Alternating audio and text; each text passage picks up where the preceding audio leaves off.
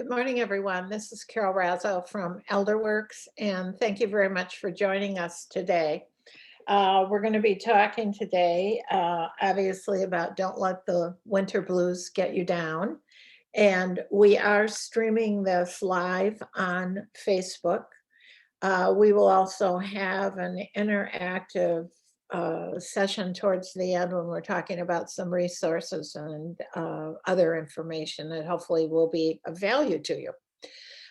So today, our presenter and person who has put the plan together for us, the program, is Chris Petrick. Chris is a nurse, and she also is our Director of Education here at ElderWorks. So as all of you know, we can help you with any kind of services and resources you need. And Chris is very much involved in that with us, and we're so pleased to have her today. So Chris, go right ahead. Thank you, Carol. Thank you for joining us today. As Carol said, my name is Chris Petrick. I've probably met some of you through our virtual contacts. And I'm going to talk about the winter blues today. Before I do that, I'm just going to get rid of us here, so we are not distracting you by the bar in the middle of the, there we go. Okay, there we go. I disappeared, but I'm still here. So is Carol. We're happy to answer any questions. Carol will direct those questions. Maybe we can save them till the end so we can have more of a discussion about that with everybody. Excellent. So let's talk about winter blues. So our objectives for today is we're going to define what that is, some of the symptoms, how loneliness can change the brain and actually how we think. Also with lack of vitamin D, how isolation changes the brain. So there's three things right now that changes the brain that we can change, so it doesn't change our brain, if that made sense. How isolation, or I'm sorry, ways to counteract winter blues. One of the ways is laughter, and I'll talk about the benefits of laughter. And then lastly, what Carol had mentioned are resources for in-home activity and technology. So what are the winter blues? Medically, the winter blues has a name, and it's called seasonal affective disorder. And as you talk to more and more people, they have this condition. It's characterized by a seasonal pattern, typically winter months. It is uncommon in summer months, but it can occur. Believe it or not, there are about 1% of people in Sarasota, Florida, believe it or not, that experience SAD, seasonal affective disorder, or winter blues. Maybe it's because there's more of a rainy season. It's the chemistry of their brain. I don't know why people in Sarasota would, but there is a 1% chance or percentage of people that experience that. It's mostly, you'll see people in the north and places where there's that change of season, where definite change of season where you'll see this happen. Some of the symptoms of the winter blues is persistent or overwhelming sense of happiness, physical and mental fatigue, increased lethargy, not wanting to do anything, challenges with concentration, loss of interest in personal pastimes, intensified cravings for carbohydrates and sugar, that would be me, potential weight gain, social isolation, and feeling of hopelessness, self-injury, and or suicide. And we're talking really at the high end and the lower percentage. Now, I'm talking about seasonal affective disorder, and that is a diagnosis. However, some of these symptoms can be relevant to someone who's just having what we call the winter blues. And a lot of that is because of the area that we live, where it's either the weather and COVID nowadays, but something that keeps us isolated and not mentally and physically challenged. So we'll talk a little bit about that. What causes the winter blues? Well, we know for sure, and they've done studies on this, that the reduced sun exposure is a definite given to winter blues or seasonal affective disorder. So I hope all of you, if you're not sitting in the sunniest part of your house now, can find the sunniest part of your house sometime today and sit there and read, or pull up some happy stuff on YouTube. But see, even during the winter, when the sun exposure is limited, getting at least an hour of that sunshine per day will really improve your mood. It's very difficult for many of us to move from place to place due to weather conditions. If you've been with me in some of my other talks, I have said that it is our job as older adults to stay standing. And the statistics show that 70% of the people over 70 who fracture a hip die within the first 18 months of that fall, or die within the 18 months of that fall. So it makes sense for us not to want to go outside when the weather is so bad and it's icy and slippery. But that really helps with the causes of winter blues. Also, we have winter illnesses such as cold and flus that keep us inside, whether we experience that or we don't want to be exposed to it because we may have some other what we call comorbidities, other health issues that we can get really sick if we end up with cold or the flu. And then, of course, COVID-19 has caused an increased need for isolation. And I think it was pretty relevant this summer that people were so eager and so happy to get out that it really made a difference in their attitudes and their happiness. Unfortunately, because of the area we live, the weather changes and we are back to isolating, which is really unfortunate for us as human beings. Let's talk a little bit about social isolation and what is that. It is the absence of social contact and being cut off from our social networks. Staying at home for lengthy periods of time, not having access to community involvement, not having access to services, and little communication with family or friends or acquaintances. And I think that speaks to all of us out there at some point because of what we're living through right now. And, when we live through other trauma, periods of trauma in our life, when, let's say, maybe some of you have lived through that period post-World War II, or during World War II, where we all were out and banding together. This is a trauma that requires us to isolate. And we'll talk about what isolation does to the brain.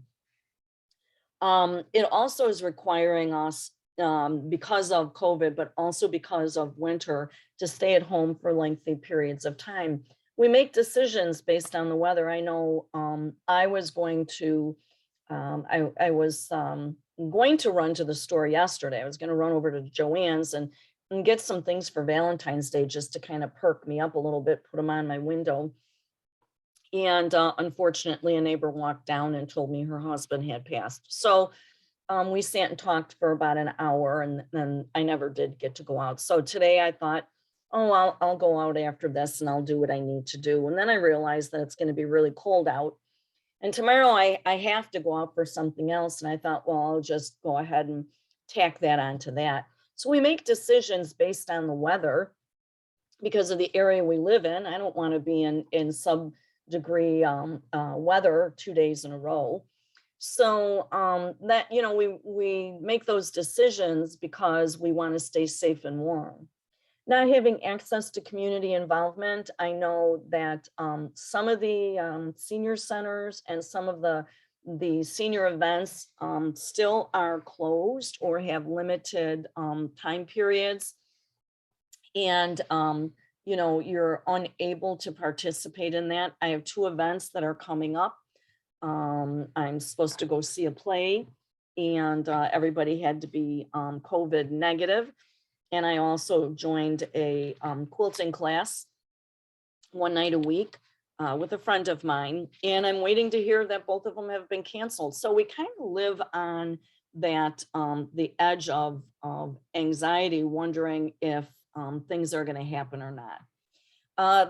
For some people, there are no access to services other than your emergency responders. For some people, they don't have access to services that can get them places right now.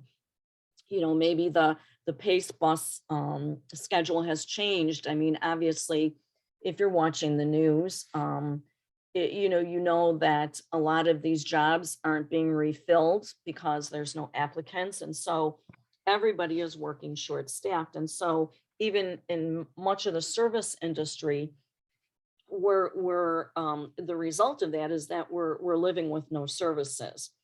And then little communication with family or friends. Many people have their phones, their landline or their cell phone, but other people don't have cell phones that allow them, or computers that allow them to do Zoom. So, it makes it difficult to connect to people. Now, I'm talking about in this day and age, how we're dealing with this.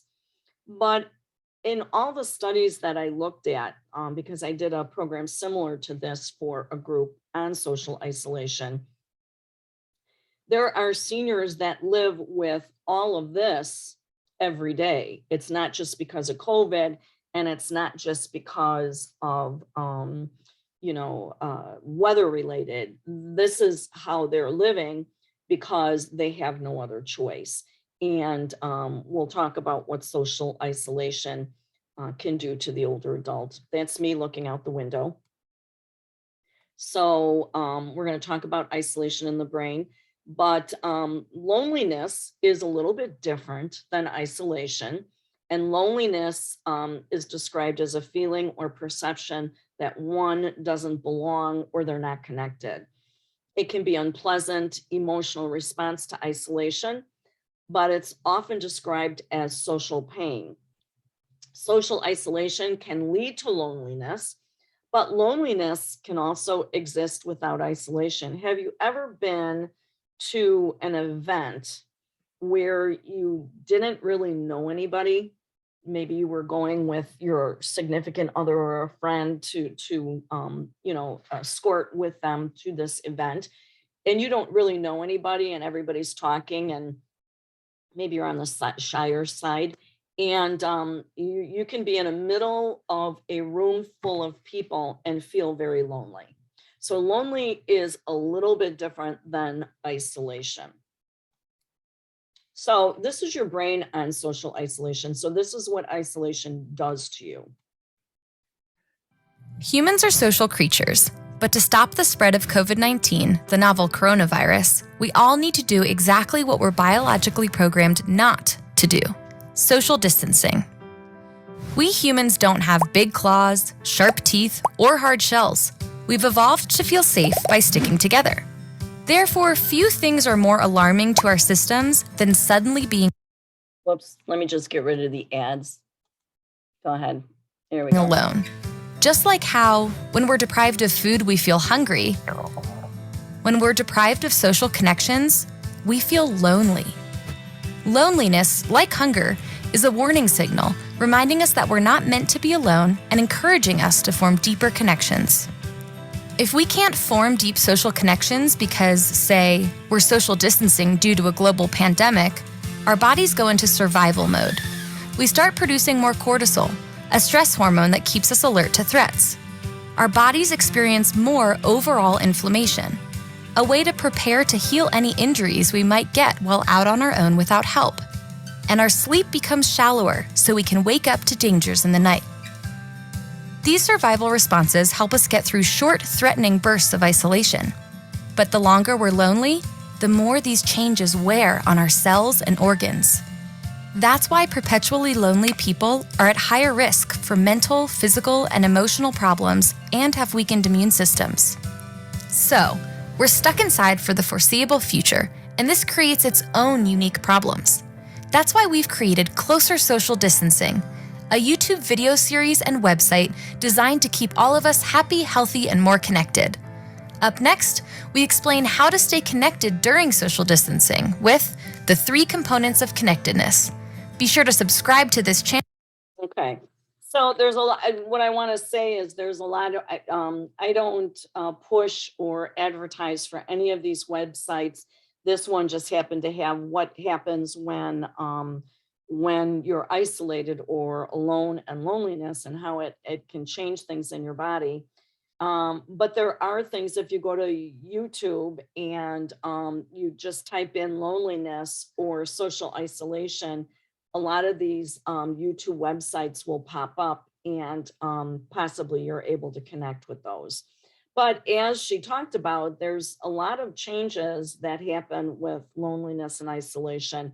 And the first one is the brain and that release of cortisol. Now, our body usually releases cortisol, like she said, at a time of threat or anxiety. And as a matter of fact, cortisol is what causes for many of us that mid-belly look that we have, although we tend to get that when we're older anyways, but they have that mid-belly look. You'll find people who release a lot of cortisol because that's where it's stored, is in the belly, in the fat tissue in the belly. And there's a reason why we release cortisol, and that's in case there's a threat of anything.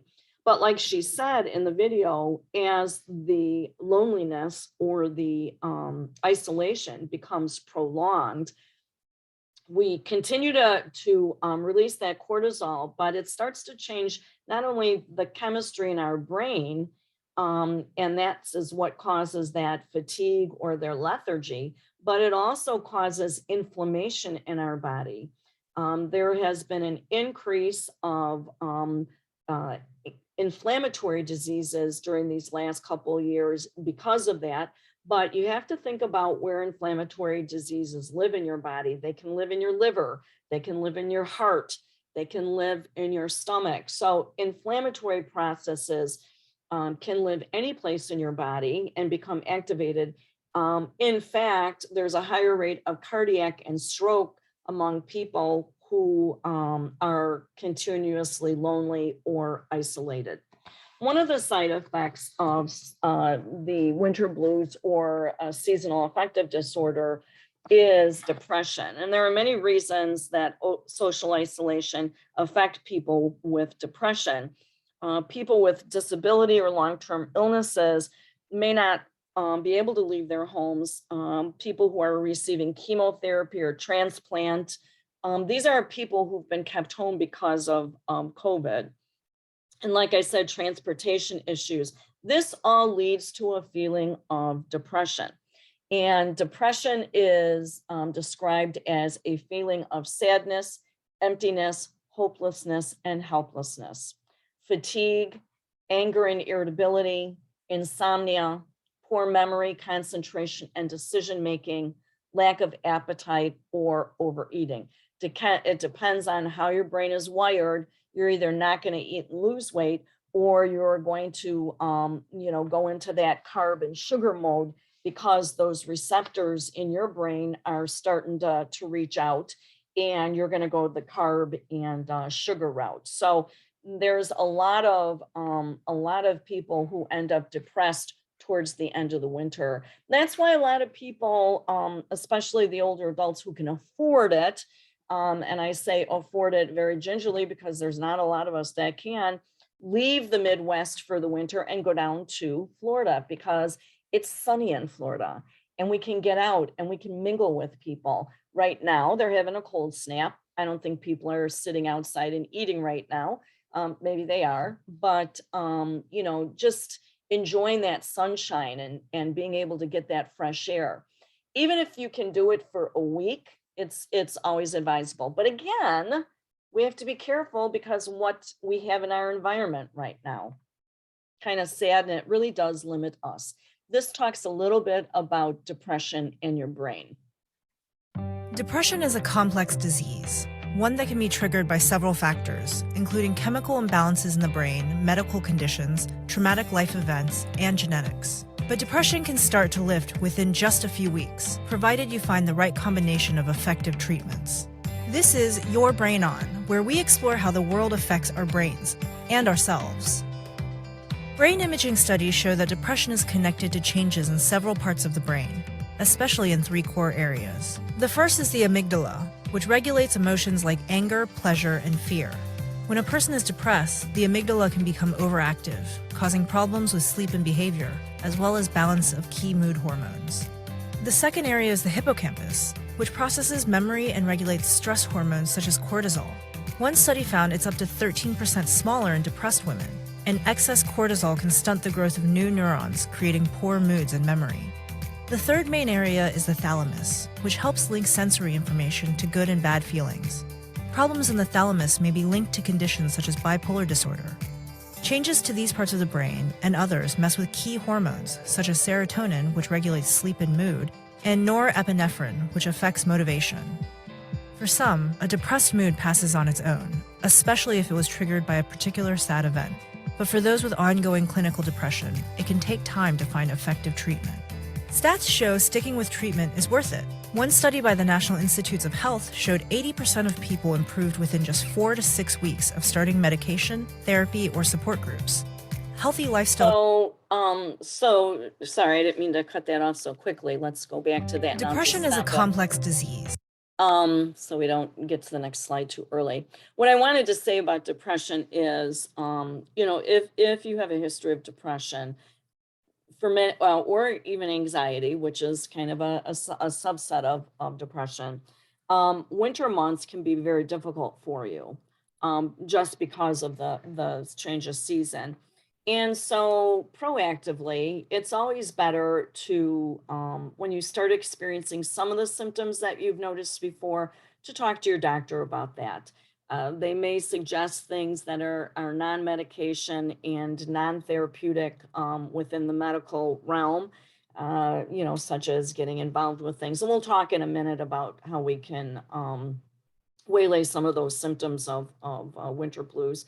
But if you are feeling that you're having some of those symptoms, again, it's really important to recognize it. Maybe you don't recognize it, but your partner does.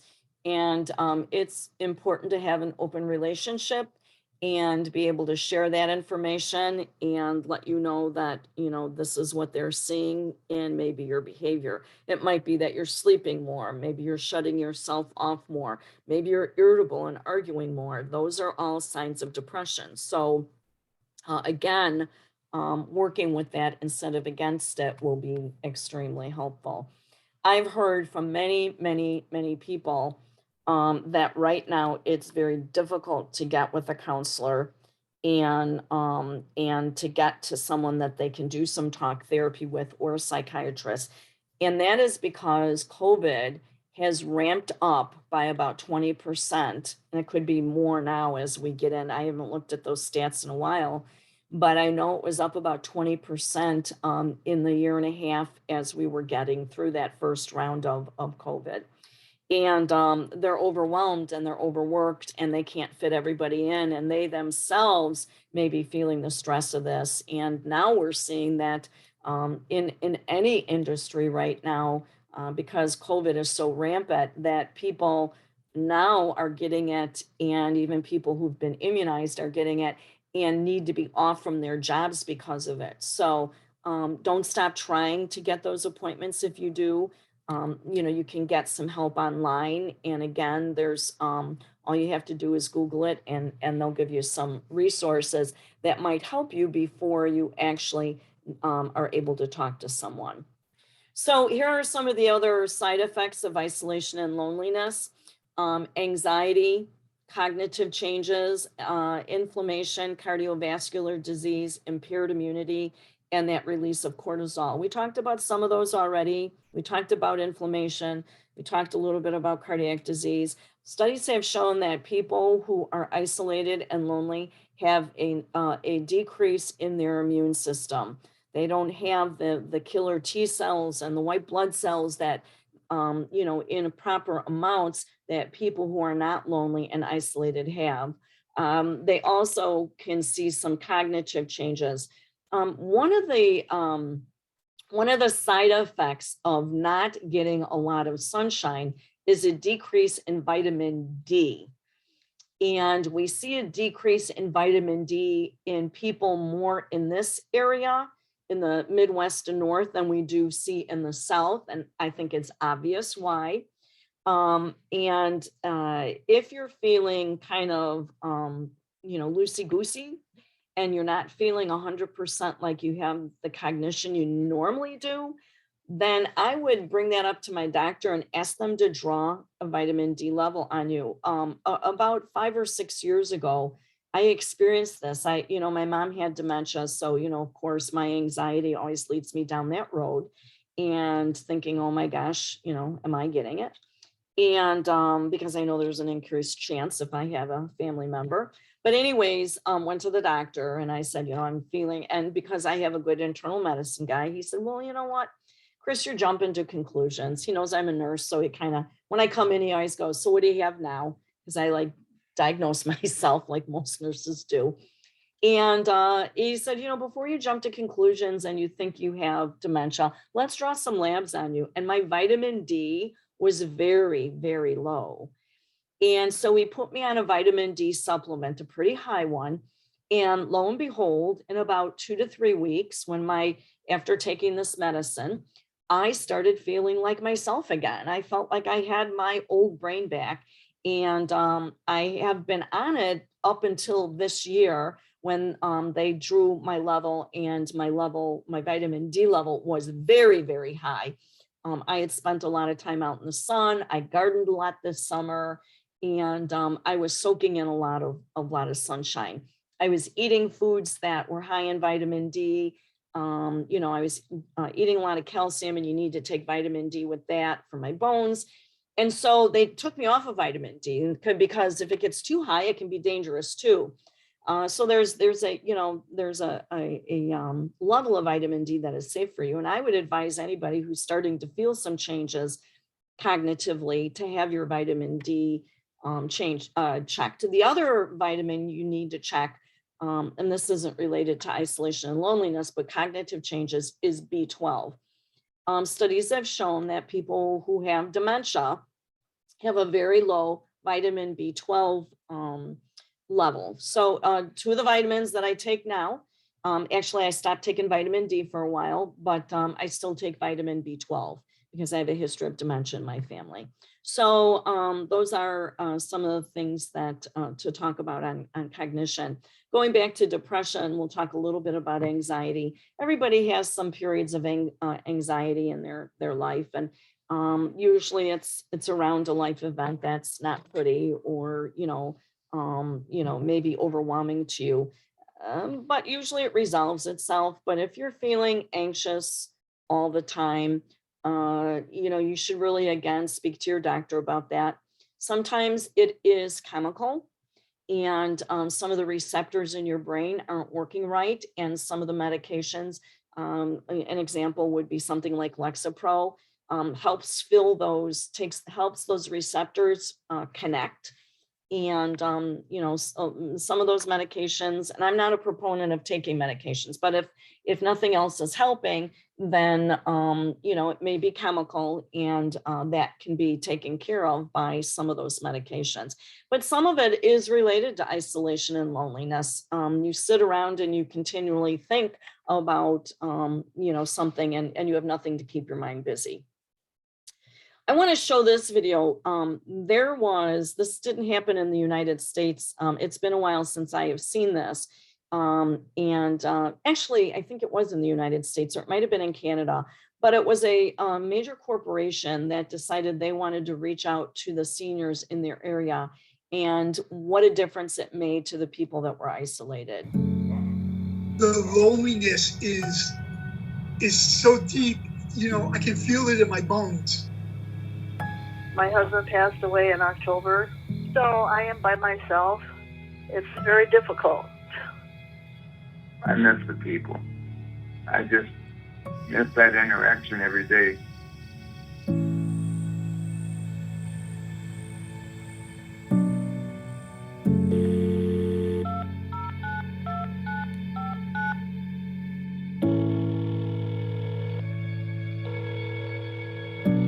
Hello. Hi, is this Joe? Is this Miss Lucy? Hi, this is Patrick. Yes, who's calling? Hey, Patrick. This is Delvin. I'm a volunteer for Cox. I'm calling to see how you're doing today. Oh, not too well. Hey, Joe. This is Eric. I volunteered to check in with you. How you doing? Oh, really? I haven't checked in since I was 16 years old. But I'm here, doing my part. I'm staying home. It's just me and my dog. Talk to her, but she doesn't talk much back. I'm all alone. I haven't talked to anybody at all. Tomorrow is a big day, that's my birthday. But I'll be alone. I'll be alone. You're not really alone. I have 4 children, but none of my children live in Ohio. I have 3 kids. I've got like 25 grandkids. I'm 92, so I got a whole lot of great-grandchildren. You don't sound 92. Don't talk too long. I'll be falling asleep. Anytime I've had trials in my life, I've found something positive to come out of it. Yes, Lord, the silver lining. I wanted to say happy birthday. Oh, thank you. I was so excited to call you. I'm a blessed old lady. I haven't talked that much for a long, long time to really appreciate it. I share things with you that I haven't shared with anybody. So I don't feel like I'm all alone anymore. I want to thank you for that. It's a brotherhood. You're not alone. You don't know how much this means to me. Thank you, Gary. And same time tomorrow. Same time tomorrow.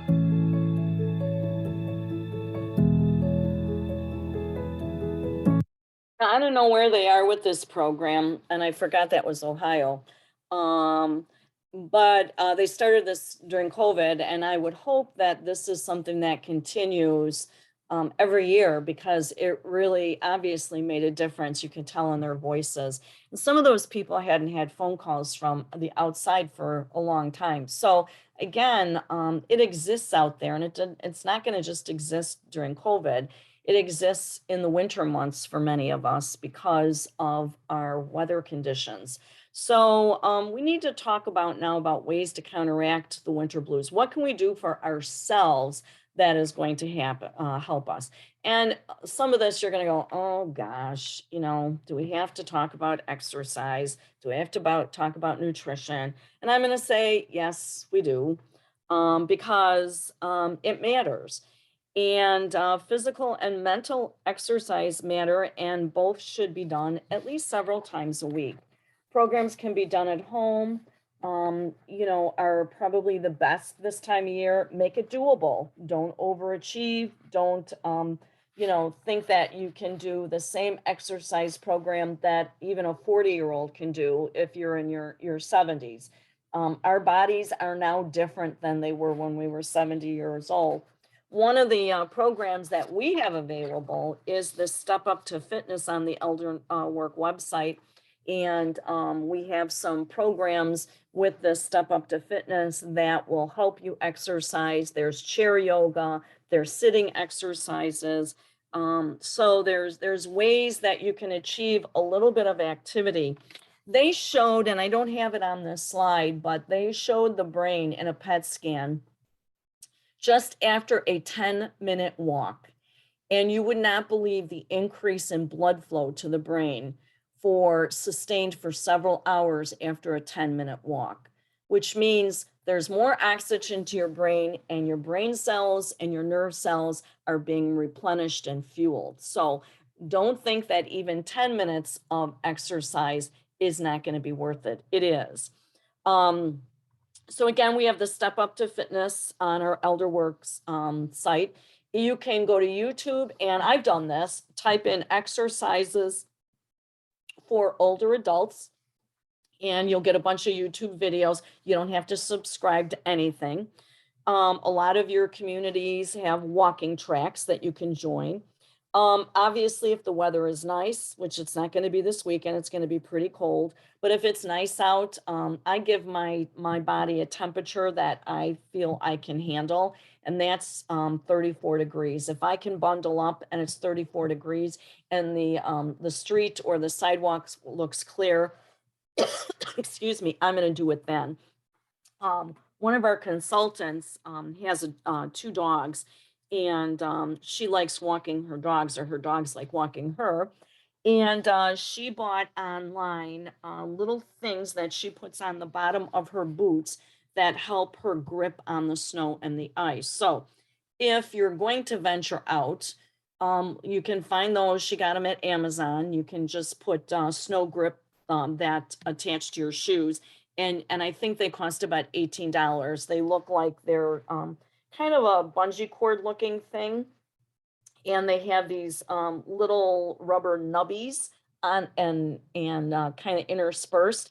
And so it fits over the bottom of your boot and it keeps you safe. So, that's not a bad idea if you need to take the garbage out weekly and it's snowing out, or you do want to at least walk to the end of your block or your driveway, because remember, you can slip, trip, and fall anywhere, including right outside your own home.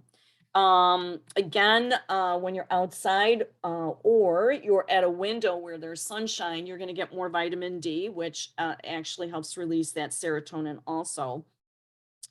When doing inside activities such as reading, crocheting, or playing word games, put that chair in the sunniest part of the house. And again, look to see if a vitamin D supplement would be good for you, especially this time of year. And then mental fitness, although some of what I said kind of spills over into mental fitness, but let's talk a little bit about mental fitness and doing brain games. But first, we're going to talk about balanced diet. This is my favorite little cartoon about balanced diet. This would be me on both sides. I like my carbs and sugars, and I like my sweet and salty. And yeah, it gets difficult. So, I'm speaking to the choir when I tell you to make sure that you maintain a healthy diet. I am not saying it is easy. It is hard, but your body benefits from it. So you want to look at lower fat, lower carbs, increase your protein, green leafy vegetables, plenty of fruits when you can get them at this time of year. I will tell you, I was at Jewel yesterday and the strawberries look good and they were 2 for $5. I know that, I don't know if any of you know this, but now strawberries cannot be frozen, but when blueberries go on sale, we buy 2 of them or 3 of them, and we put 2 in the freezers because blueberries freeze really well. Increase your water consumption. I can do most of this. This for me is the hard part, is increasing my water consumption. We have what we call a thirst center in our body, and it tells us that we're thirsty. I'm not a big water person to begin with, but obviously I don't have a good thirst center. So that was one of my New Year's resolutions, was to make sure that I'm drinking more water. It helps with weight loss, is not only because it fills you, but it has something to do with the metabolism of fat. Excuse me. And so you want to increase your water. Filling a big jug or a big glass and sipping off of it all day just never feels like you're getting anything done. So here's a mental trick: fill a smaller glass with water and drink from that, and then fill it again. 2 things happen. You have to get out of your chair to go to the kitchen sink to fill your water, so you're getting some steps in, and you're drinking more water that way because it doesn't seem like something you can't achieve. Now, there are benefits to chocolate, so don't forget your chocolate, but it really needs to be the darker chocolate, and don't overdo. Everything in moderation. Protein out of these 3 are pretty important, but you need carbs for your brain, and you also need fat in your body. So you don't want to starve your body of any of those. So let's talk a little bit about brain games. Challenging the brain helps build new nerve cells that we call neurons, and synapses, which are the cells that relay the information within our body. What we think or do or move is all related to the brain and those neurons and synapses. One way we can create new neurons is to exercise the brain. Creating new nerve cells is called neuroplasticity. And it was years and years ago that we thought that once your brain cells were damaged, they were dead. I think the only thing, sadly enough, that came out of the more current wars where we have new ways to fight, such as IEDs and bombs, is we are seeing more closed head traumas, and they're causing a disconnect and paralyzing those neurons. And what they have found is with brain exercises and therapies, they're able to regenerate some of those neurons, and that is called brain neuroplasticity. So obviously, if the brain is diseased, if you have something like Alzheimer's, it's more challenging, and not all those neurons can be replaced because you have a disease process. But you don't, if you're just an aging adult like I am, there are things that you can do to keep your brain sharp and fresh and create that neuroplasticity. And those are called brain games. Now, you can do something as simple as changing the way you do things. So I'm right-handed, I'm dominant right hand. I use my right hand to brush my teeth, comb my hair. If I want to develop a new neuron, I'm going to brush my hair with my left hand. It's not going to look as nice, but who cares? I'm going to brush that hair with my left hand, and I'm going to brush my teeth with my left hand. Every time I do something that's counterintuitive to me, it's going to create another nerve cell. If I put my socks on after I put my pants on, tomorrow I'm going to put my pants on, then put my socks on. So those are simple tricks that you can do, but there's actually games out there that you can play that will help. And a lot of them are online. They do show that that people who babysit for their grandchildren have a decrease in Alzheimer's disease. And I will tell you, they do keep you sharp. I babysit for 2 of my grandchildren 1 to 2 days a week. And they're 7 and 3, they're both boys. And so to get some quiet time so they're not wrestling or being aggressive and loud, we do some games, table games. And we played a memory game the other day, and it was, there were like 48 cards and we had to pick up. So it was a matching game. But, again, and obviously the 7-year-old did better than me and the 3-year-old, but it helps. So here's an example of games. 3 easy memory games for seniors. Surveys of seniors have shown that at least 3 in 5 seniors are concerned about memory loss or loss of mental capacity. Yet, aging doesn't have to mean losing memory. In fact, many seniors manage to get smarter and have better memories as they age. Most senators and many past presidents are over the age of 50. Many CEOs of Fortune 500 companies are over the age of 50 or 60. It's not age or the passing of time that causes memory loss. It's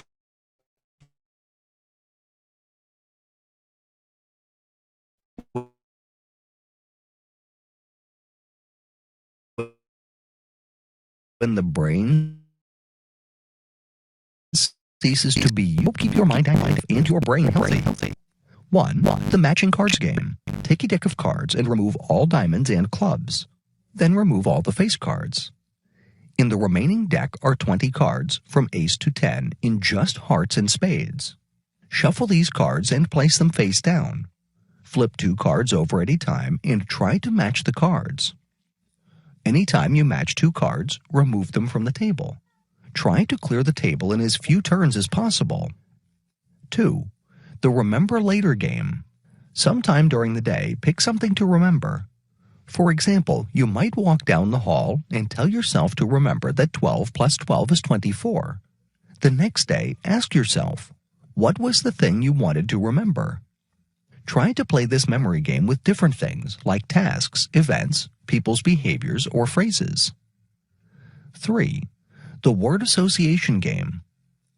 This game stretches your memories of words and concepts.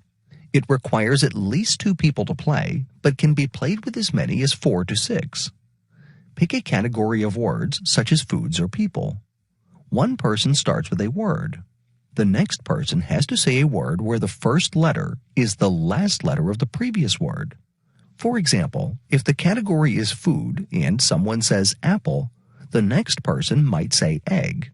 Then someone might say grape. These games can all help you keep your memory sharp. Choose a game that you find both fun and challenging. Oops, sorry, didn't mean to cut that off short either. Hit my little knob there.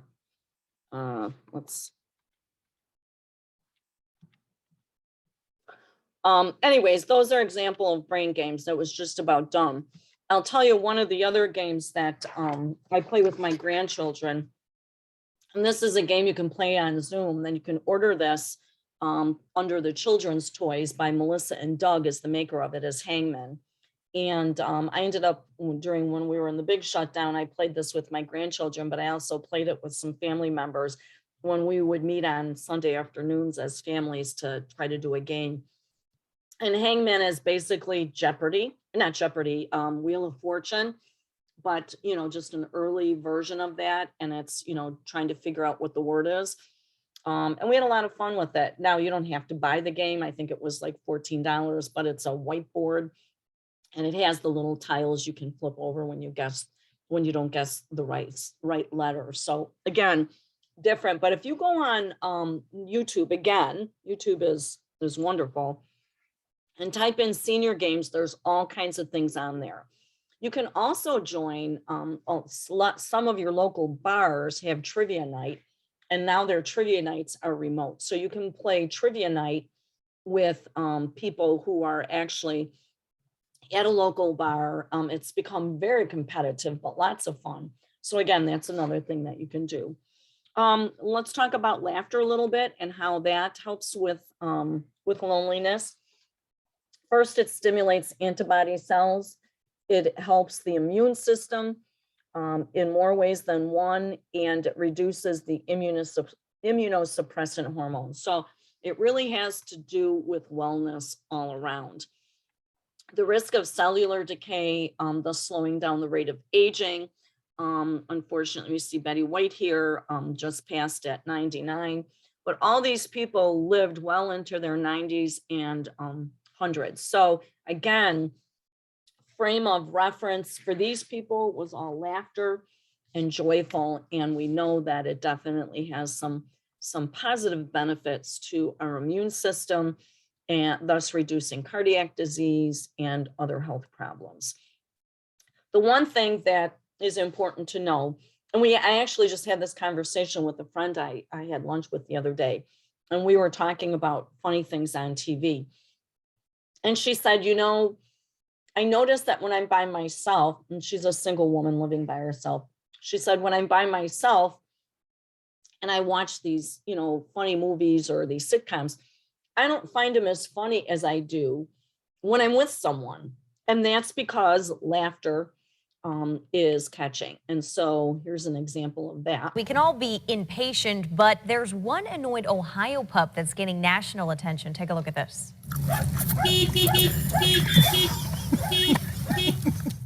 That is Diamond. A couple had stopped at the Subway in Grove City for some lunch when they saw this little dog barking and honking at its owner to hurry up. By the way, Diamond's owner was only inside for just a few minutes. The video was posted on Facebook. Turns out this is not the first time Diamond has caused a ruckus. The pup has been seen around town doing this. That is hilarious. Todd's about to lose it. But seriously, what a sassy dog. Look, the boss.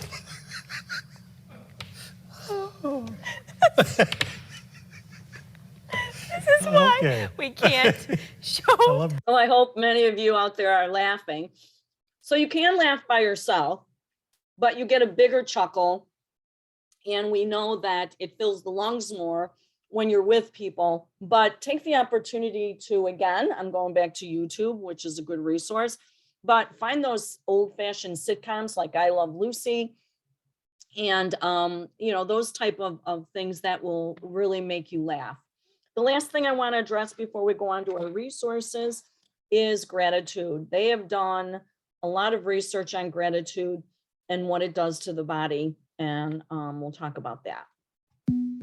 Research shows that adopting an attitude of gratitude, simply expressing appreciation and being more thankful, can measurably improve your overall well-being. For example, studies prove that gratitude can increase happiness, reduce depression, and strengthen resiliency. Grateful people often experience reduced blood pressure, less chronic pain, increased energy, even longer lives. People who purposefully express more gratitude report higher self-esteem than those who don't, and they're more likely to help others, a pro-social behavior also linked to greater happiness. People who capture grateful thoughts before bed sleep better than those who don't. Why so many positive changes? Because gratitude actually rewires our brains, kickstarting the production of dopamine and serotonin. Like antidepressants, these feel-good neurotransmitters activate the bliss center of the brain, creating feelings of happiness and contentment. This appears to be self-perpetuating. Research suggests that with regular practice, you'll train your prefrontal cortex to better appreciate and retain positive experiences and thoughts, and to deflect the negative ones. Here are a few simple ways to deliberately cultivate that attitude of gratitude. Celebrate minor accomplishments. Think about what you have rather than dwelling on what you don't. Tell the people in your life something you appreciate about them. Tell yourself too. Volunteer, hold a door for a stranger, or simply smile more, and you'll probably feel better, as kindness and giving are connected to gratitude. Similar positive brain changes can occur from regular meditation and mindfulness. Keep a daily gratitude journal using an old-fashioned notebook or a high-tech app. The science is clear. Give gratitude a go. You'll be thankful you did. So I'm grateful that Carol and Emily from Elderworks are here with me today. And on many days when I do my webinar, when I do these Zooms, because knowing that I have their support in case anything goes wrong or to answer the questions. And so I don't think about it all the time, obviously, because we get busy with our day, but I want them to know now that I do appreciate them. I think when we wake up every day as an older adult, we don't think about it, but you know, we need to think about how grateful we are that we wake up every day. So you know, just be happy that you're here, and think about what you're grateful for today. It might be many things, but for anybody who is able to connect with us today, be grateful that you have the technology to be able to do that, because many people don't. And hopefully you've gained some information today that can help you on this journey until we get to the middle of March, when there's some beautiful days and mixed in with those winter days, but at least we have some nice days to look forward to. We're going to talk about our resources now. I just put a couple of Zoom games up there if you're able to, and you can take pictures of these next couple slides if you want on your phone. These are just some Zoom games that you can pull up online. Kahoot is kind of a fun game. There are people who play chess on Zoom, believe it or not. Pictionary is a fun game to play on Zoom. So there are a lot of games that will keep you engaged with other people. And I can always come back to this if you didn't get a picture of it. Because the other thing, and we didn't really talk about this, is meditation and music also calm and change the brain chemistry. And so, you know, 5 minutes of breathing and relaxation every day, minimally, will help bring that level of anxiety down and bring and increase that serotonin. So again, here are some websites where you can do some breathing and relaxation. There's some music and visuals in there. So if you want to do the visuals, you'd have to sit by the computer that's providing that. But if you can close your eyes and just visualize a beautiful ocean or mountains, whatever environment that calms you. I love the ocean. I have a sister that loves the mountains. So, you know, pick what you like and visualize that, or you can put on one of these and they do the visualization. They've done studies, and people who, doctors who had aquariums in their office and had people who watched the fish before their doctor's visits had lower blood pressure. So just watching fish in an aquarium, listening to that bubbling water and watching the fish go around actually helps some people. So again, this is another one I can come back to if you want. And then here's some of our support groups, and I'm gonna, I'm gonna have Carol take it from here because she knows more about the support groups and what they do, and she's able to answer those questions. So Carol, you want to take it from here? Yes, thank you very much. Chris, I appreciate it. I think we've had a lot of excellent suggestions today. And I don't know if any of you who are on today are caregivers or if you are overseeing family members or friends that need some assistance. But caregiver support groups or support groups are very, very helpful. I do facilitate one myself, which we meet on the fourth Tuesday of the month. We'll be meeting Tuesday, the 25th.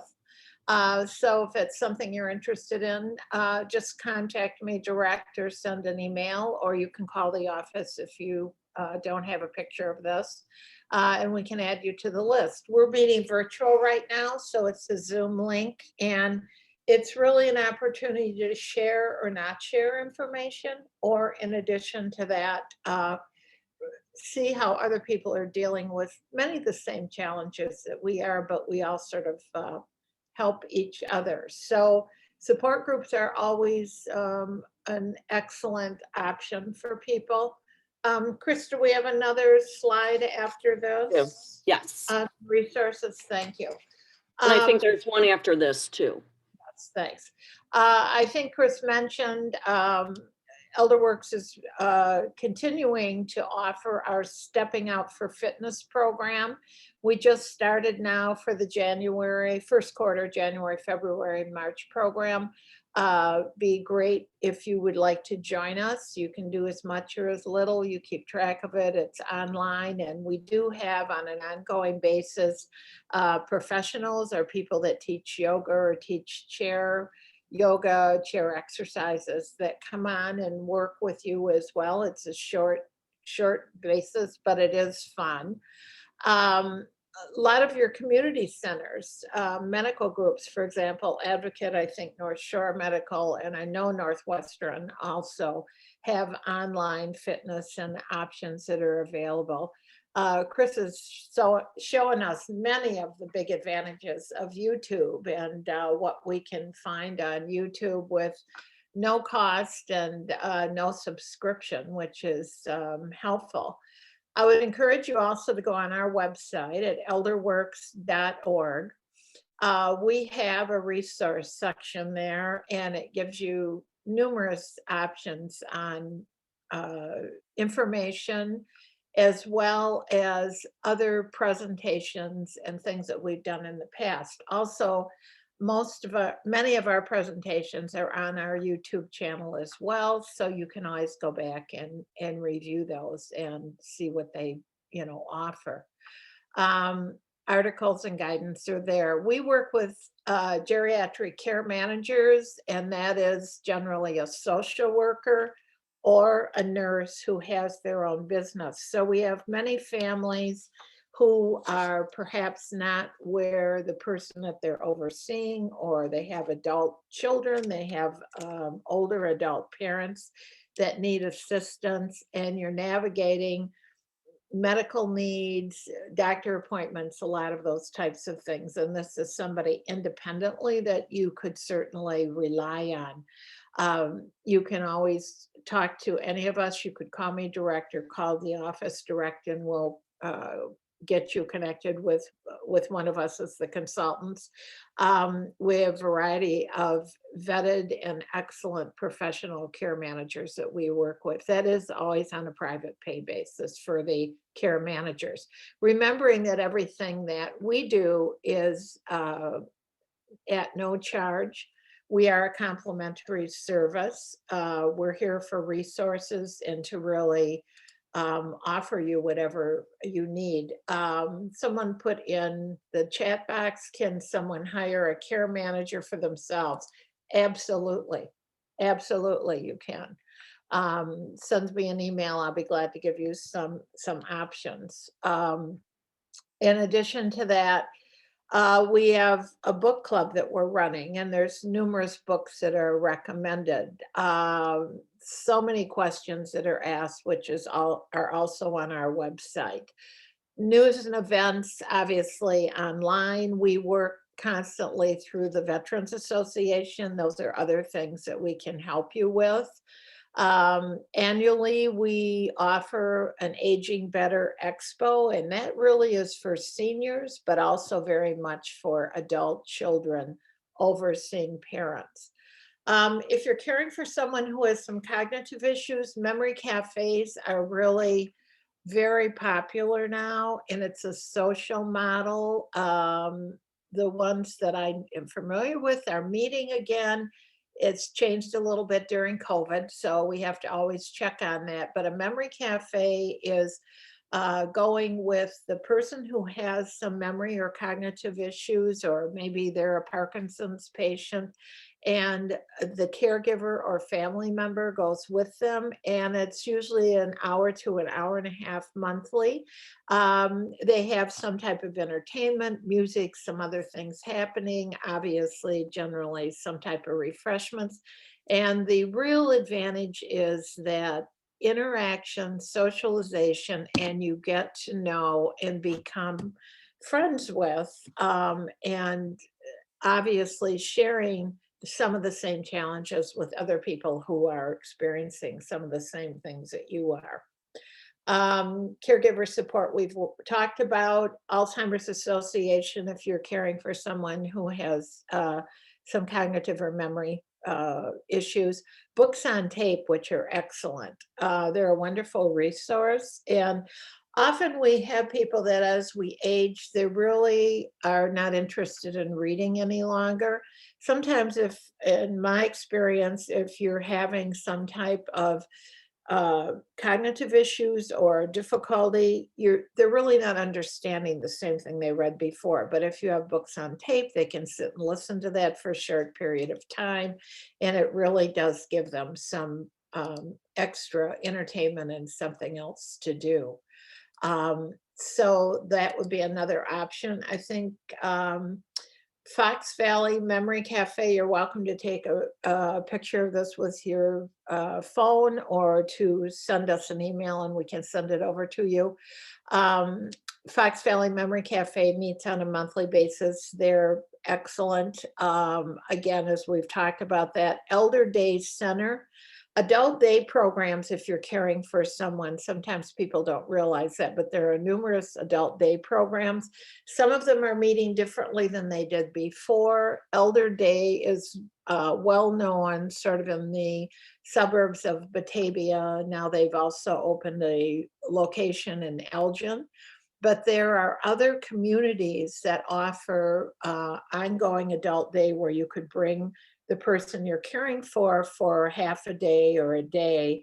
And several communities do offer that. And let me know if you need some more information on specifics and areas that are convenient. Anything Caroline, else? I'm sorry. I know that I used the Lutheran home. It was a while ago. It saved my life because I had my father-in-law who had vascular dementia living with me, and so that's, if someone lives in this area, that might be a good option. Yes, Sorry, and they also have Cherish Place. Yes. Which is in Dundee. So yes, all of those. And there are several others. There's another Arlington Heights location. There's one out in the St. Charles area. So there's several and in the city as well. I would say that Northwestern downtown has really a very intensive and expansive resource option for people that are looking for support groups, care groups, other things that are needed. And it isn't just necessarily downtown, but they have a lot of other programs going on. So we can always help you with that. That's what we're here for. We also have our ElderWorks Senior Directory, which is online, or you can also obtain your own printed copy if you prefer. Does anyone else have questions or concerns about anything?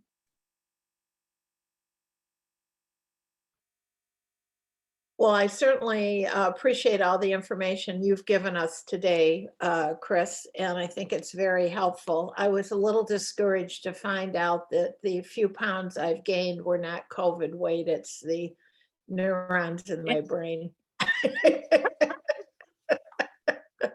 However, we move I know. forward. Yep. Yes. Thank you, Nicolette. There was a thank you from Nicolette, so thank you. So that concludes our program today. Take what you need from this. And again, we're always here for a resource. So if there's anything else that you need, just reach out to us. So Yes, thank you so much. Have a great day, everyone. thank you. Stay- Bye-bye.